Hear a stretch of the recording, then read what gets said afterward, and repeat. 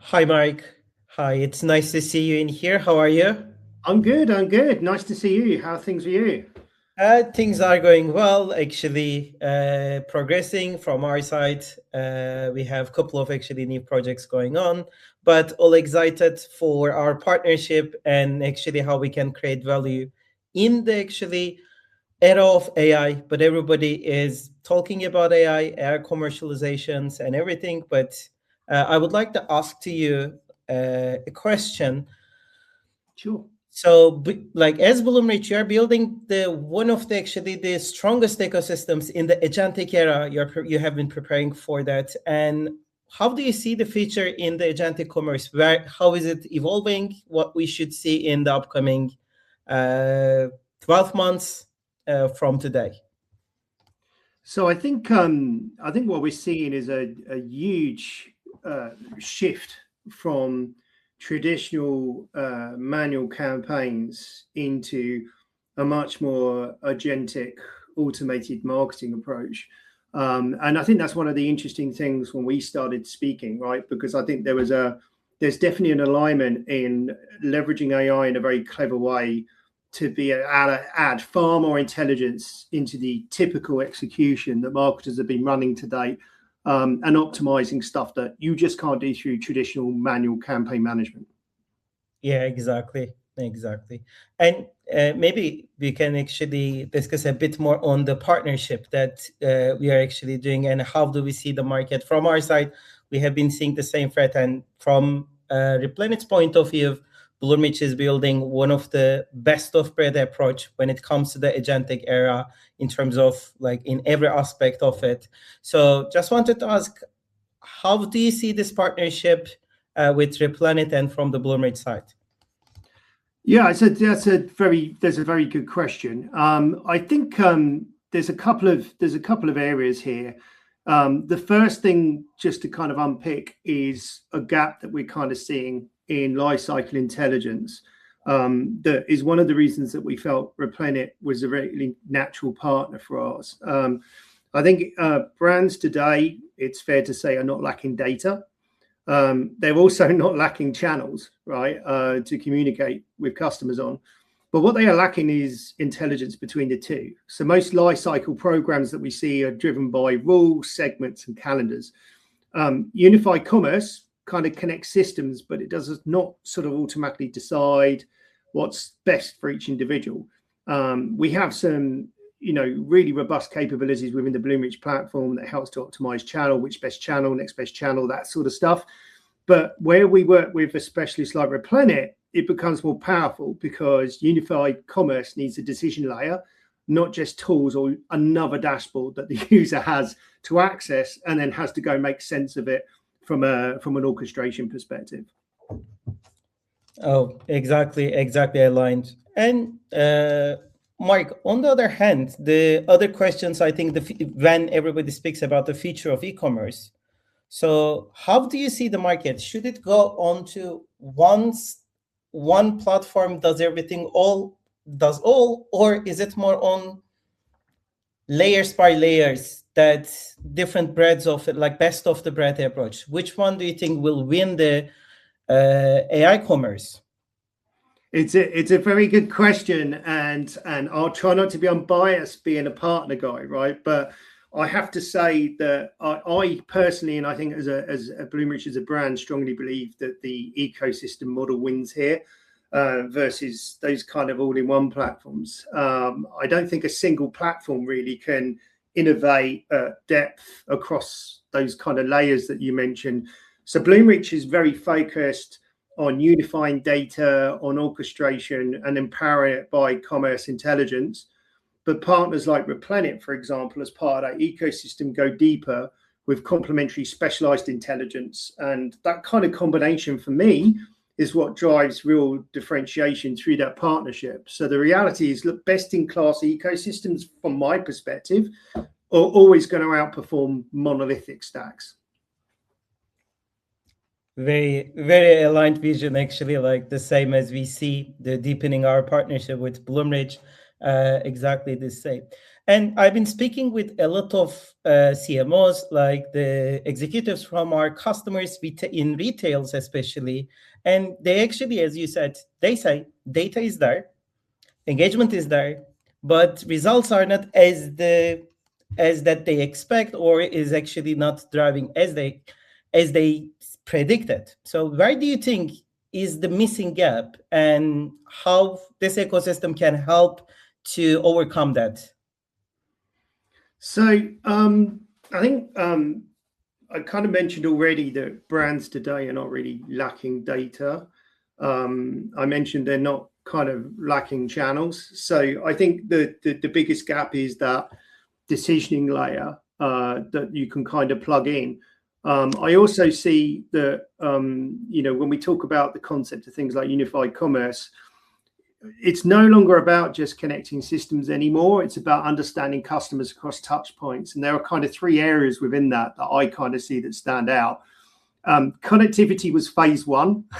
So for years, like unified commerce basically meant breaking down silos, connecting e-commerce, CRM, loyalty, point of sale, all those kind of systems, marketing automation, of course.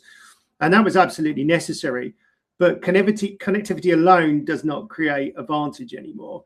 So today, I think context is the real differentiator. Not just knowing what the customer purchased, browsed, or clicked, and that's stuff that obviously we do with our customers on a daily basis, but understanding why, how often, and what signals about their future value you can determine from data, and understand that behavior across touch points to anticipate their needs in reacting to events. And this is where I think you guys come in quite strongly, because this is where decisioning enters that point, right? Which is where you have unified data, you have real-time customer understanding, and then you have the next logical step, which is intelligent decisioning. Or otherwise, you're just operating on a segment level inside a connected stack. And I think that's an area where brands sometimes struggle with their existing technology stacks. Yeah, exactly. By the way, when we first started Replenit, we always wanted to be the AI lifecycle manager for retailers. And what you have explained is actually how AI can convert data into real revenue using like the engagement power and the optimization and orchestration power with Bloomreach and Replenit combined for the retailers. Mark, thank you very much. We have been actually discussing what is missing in this in the ecosystem, how this partnership has actually evolved, and how it both actually brands can use this partnership. But I would like to ask, what will change in Bloomreach customers' life if they have Replenit, maybe in a more practical way, like how they will see the difference between with Replenit plus Bloomreach and in that scenario? Yeah, sure. It's a very good question, actually. I think what changes is not your channels. So people are still going to be marketing in the same way and using the same channels they do today, but it's more around how decisions are made. So instead of building static replenishment flows or cross-sell journeys, AI continuously evaluates each customer. So the way I see Replenit plugging into this nicely is helping those customers to determine the optimal moment and action. Bloomreach then, in combination with that, enables you to deliver it across email, SMS, app, or on-site. In fact, we have 17 plus native channels that we can orchestrate this across to, right, to have a bigger impact. So we're really focused on the engagement, and you're really focused on orchestrating those decisions.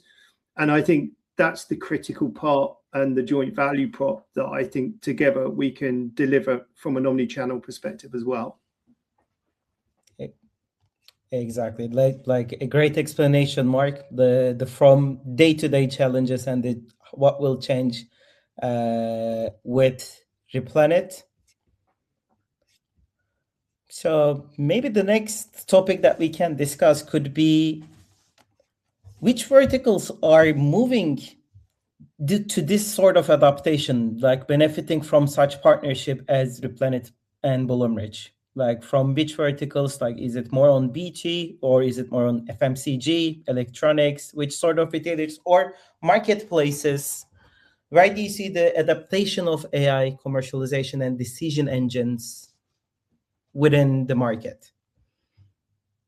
Yeah, that's I would say this is one of the areas that I think we're really well aligned on. The verticals that we see are the fastest growing, and the verticals where we see the joint value proposition working the best, which are typically those kind of industries that have clear consumption cycles and are accelerating the fastest. So you just mentioned beauty, but beauty, I would say wellness, consumables, pet care, these are sort of brands where repeat purchase behavior exists, brands where lifecycle intelligence creates immediate revenue impact.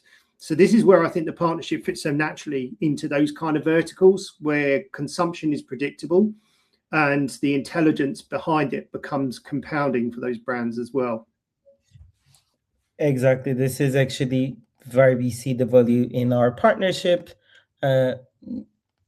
with, and in the more of the feature statement. So because like we have been speaking about the today's realities, but where do you see where we are actually heading with the AI commerce in 2 to 3 years? Do you still see people will be like the brands will still be creating segments?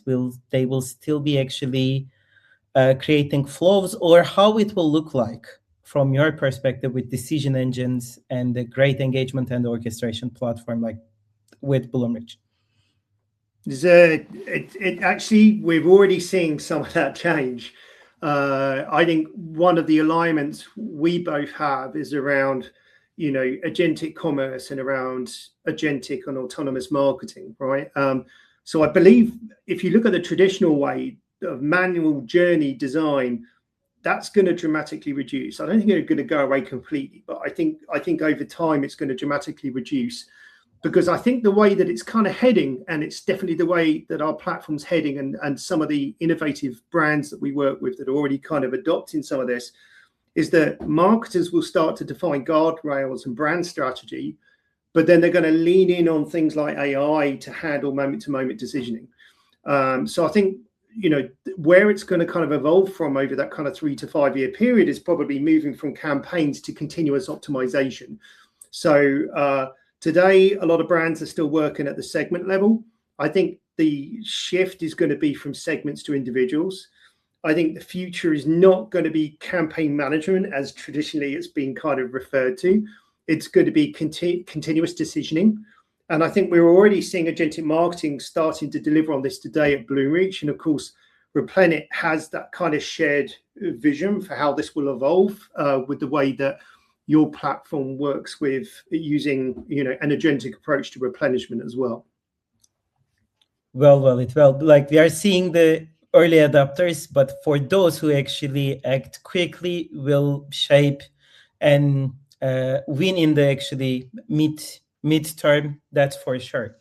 I think we are coming to the very end of our time with you today. I would love to chat with you more, but I think from this partnership from our side, thanks to Bloomreach, we will be able to turn data into automated revenue, like from here with in the market. This is what we see the partnership from.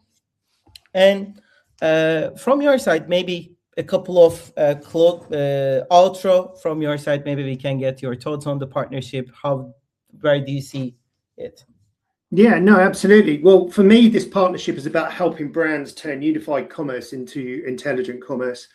So it's about layering intelligence into what customers already use. It's about driving measurable revenue without changing their channels or stack. And I think that and the low lift to actually implement versus some of the other kind of technologies that I work with is an incredibly compelling solution for customers and fast adoption. So that's the thing that really kind of excites me around the partnership. And maybe that something came to my mind that we can just simply plug into Bloomreach environment, and then we don't need heavy change management or anything. Everything stays the same. Just actually an AI decision engine starts to work on Bloomreach. I think this is what I like about our partnership. It's actually how easily we can get the ball rolling together. Yeah, it's about adding intelligence, not complexity, which is the great part. Exactly. So, Mark, thank you very much for your time. It was always lovely to chat with you, and I think we will get together a lot in the near future, and we look forward to actually partnering with you in a deeper sense and deliver value to the brands in the market. Likewise. Thank you. See you, Mark. Thank you.